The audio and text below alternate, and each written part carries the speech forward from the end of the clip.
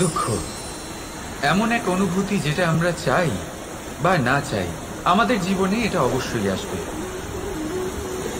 আমাদের মনকে বিব্রত করে তুলবে, আমাদের মনকে বিচলিত করে তুলবে।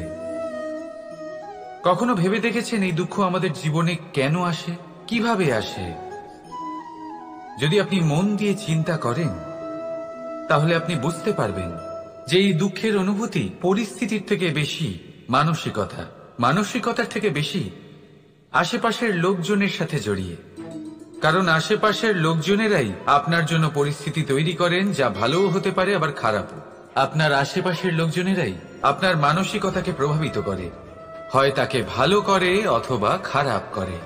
আমাদের জীবনের অর্ধেক দুঃখ এই কারণে যে আমরা তাদের উপরে আশা রাখি যাদের ওপরে কোনো আশা রাখা উচিত নয়, আর অর্ধেক দুঃখ এই কারণে যে আমরা তাদের উপরে সন্দেহ করি যাদের ওপর সেটা করা উচিত নয়।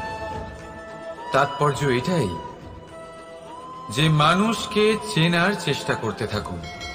যেদিন আপনি এটা বুঝে যাবেন যে কে সুজন আর কে দুর্জন, সেই দিন এই দুঃখ আপনার জীবন থেকে দূরে কোথাও চলে যাবে। রাধা রাধা।